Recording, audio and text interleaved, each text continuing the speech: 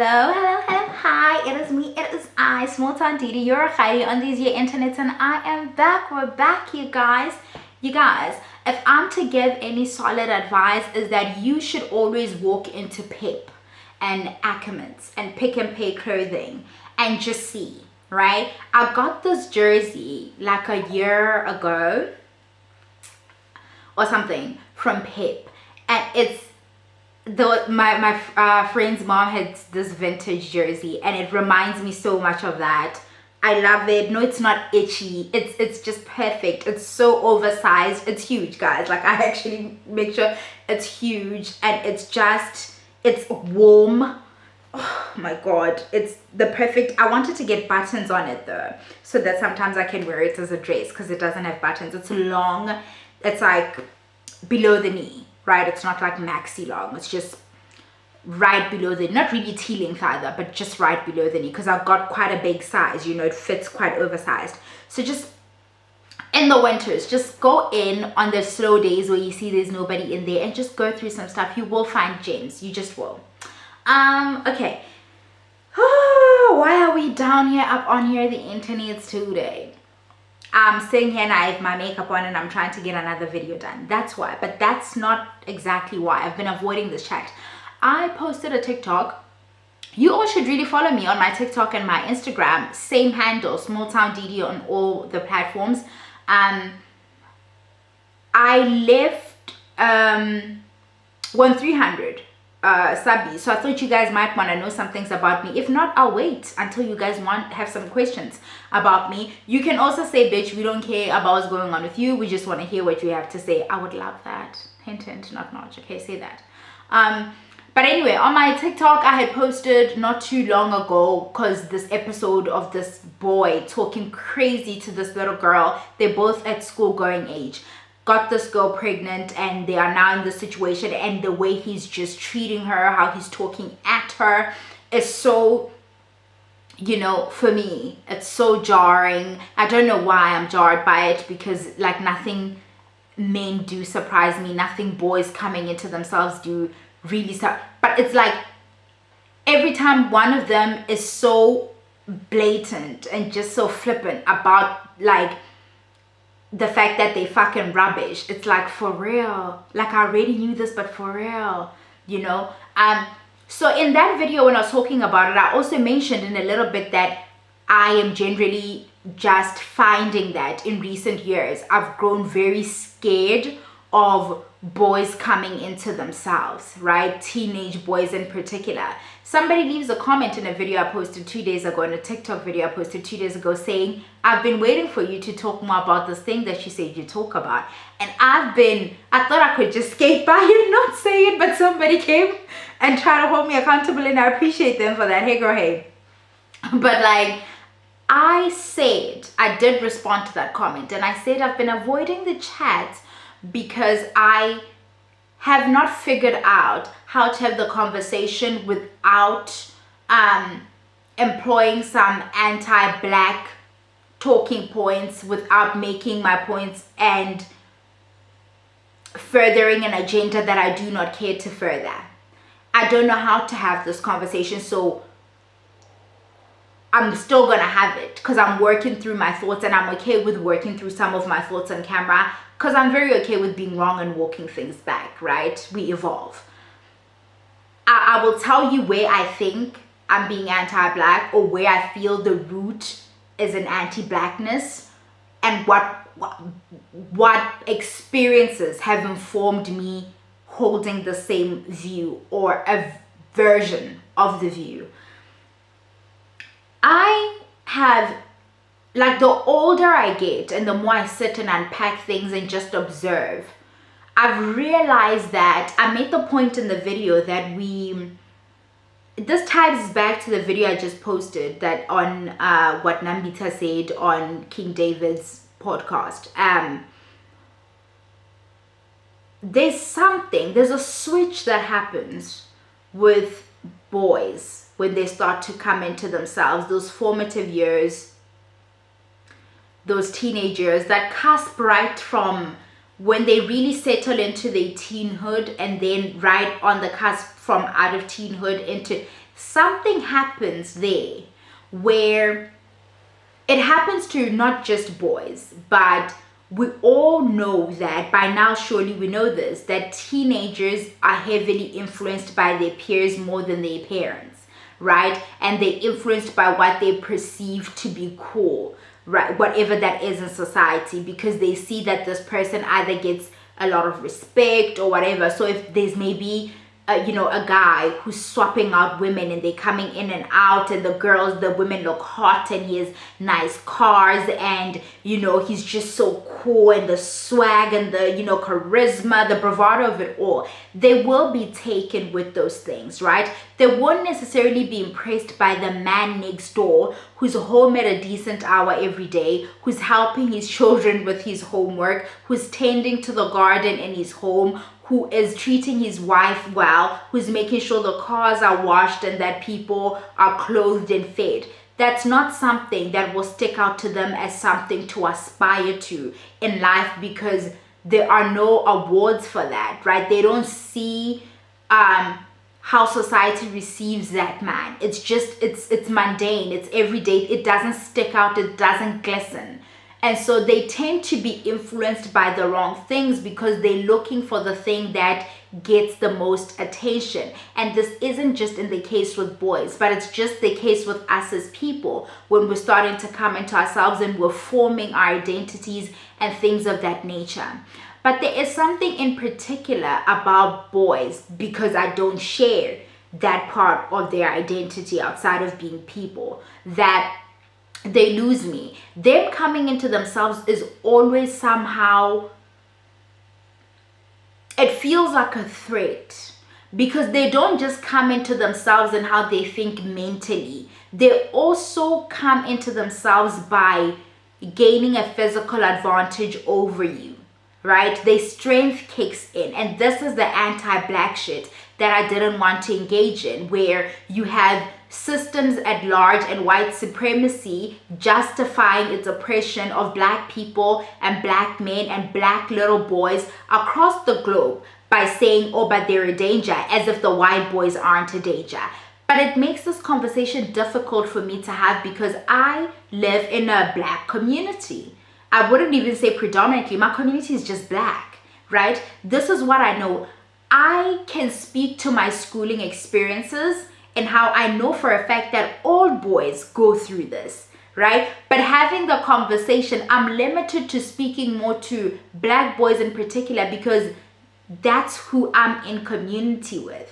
Do you understand what I'm saying? And so it makes it difficult for me to have this conversation, because I feel like I'm then feeding this thing that black boys are such a threat and can be taken out, and people can justify the mistreatment of people working through things as everybody else got to, but I struggle with this. But I made the point to say, with me in particular, as a teenage girl, when you'd have to walk around, the market there, or the spaza shop in the corner, or the shop over there by the corner, and there'd always be a group of boys there, just the anxiety you experience walking there and realizing that these people have a physical advantage over you. There's a group of them. They can hurl insults at you. They can pursue you, and you're not having to play nice. If one of them tries to, mac or whatever, you now need to be strategic in your response so as to not anger him. We learn these things from early on.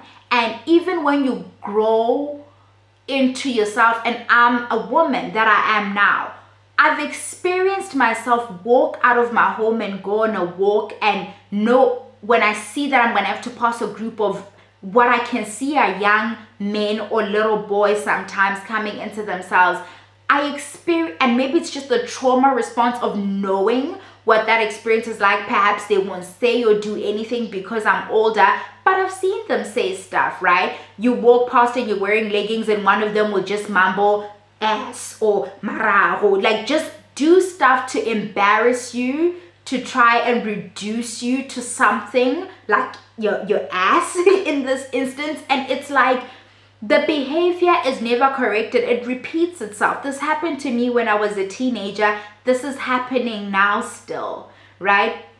And then the people they're looking to are not gonna correct this behavior. They just reduce it to, oh, we also went through that, it's okay. But meanwhile, it makes the rest of us feel unsafe. We don't feel comfortable. When I was younger and my mom would send me to the shops or around my church, the church that I grew up in, my other mom's house, my aunt's house is on the other side of the road, and I have to pass by a shop, and they'd always sit there, and they just, just the negotiating with self that you need to do, and you wouldn't want them to send you to the shop, and it's like, no, like, go buy bread, and nobody's understanding that it's a pressure cooker kind of moment that I'm gonna have to experience there, and then I need to be nice, right, so that they don't hurt me, like with their words, or one of them mustn't pull me.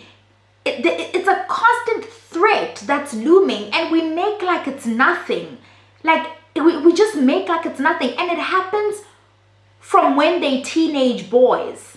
They're allowed to be fucking terrorists in the community, and it's just nothing. It's sort of the culture of the township. It's the fabric of this township, but this culture is hurtful to the rest of us. Not even hurtful, harmful, right? It's a fucking threat. We don't feel safe. Now I gotta take the skirt off. I can't go there in these leggings. I learned to police my body because of these things.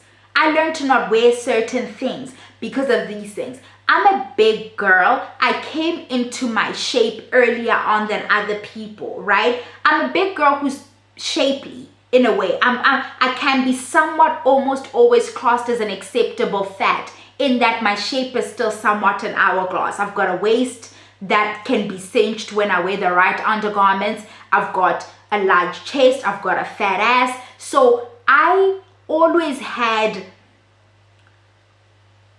older guys, right, trying to pursue me, and part of that has a lot to do with them knowing or noticing that when you're built like this, you probably won't get attention from your peers. So if I give you a little bit of attention, you probably take it, which I never did, because I just didn't understand why you're older and talking to me and things of that nature. But I learned to police my body because of these kind of interactions of the Magsy guy, when I'm just trying to get a Magsy and go home, thinking he needs to start making moves on me while I'm in my uniform, right? To go into the shops and having to know that there's a group of guys sitting there now, and or you get there and they go quiet, right? Now it's awkward. It's this like tense, awkward moment, and when you walk away, they start laughing, right? They just burst into laughter, and you know that they're talking about you. These aren't pleasant encounters. They're not, and they make it very difficult to humanize boys after that, to humanize them going into manhood after that, because they never recognize your humanity. You're a thing to gawk at and make fun of, and they know, it's the fact that they know what they're doing. They're quite aware that them sitting there is them creating a pressure cooker, and every time you come in there, you're the thing that's been like boiled alive. There's some glee, there's a kick they get out of it, and we're delusional if we think it's not there. And not to reduce this thing just about like boys sitting on a corner, like, being a fucking menace. It ties right back to the conversation I had of Nambiti being so protective of cultural practices that are considered rites of passage from boys into manhood. So that's when the boys go to the mountains. We have these practices all across our cultures on the African continent and stuff. So it's not just a thing that's exclusive to Xhosa people. They don't need to make it all about them in this instance. It's that idea of wanting to protect the systems. And I made the point in that last video that how are we as a border community, how are we as women constantly having conversations about the quality of men out here, and at the same time we take our boys and we entrust them to these people willingly, saying or teach them about this manhood thing, but we don't even like how these dudes are manhooding. Like, none of this is adding up to me. This is why little boys are fucking scary, because we send them to the very men who scare us to teach them on how to be scarier. How does that fucking work? I don't know what actually needs to be fixed. I just know that when they start with this, when they get to that very, very crucial age where external forces are more influential than what's happening in the home, we experience a lot of problems. And it's like the Wild West, right? You send them out and you hope they survive, right? You hope the teachings that you instilled early on kick back in at some point when they find themselves. Some do and some don't, right? That's how you end up with it's literally a rolling of the dice. It's a fucking gamble. You're like, I've done my part. These other forces are stronger than me at this moment in this child's life. And I'm just hoping that when they anchor, when they get to an age where they start to ask those questions where they're like, but what kind of man do I want to be? Right?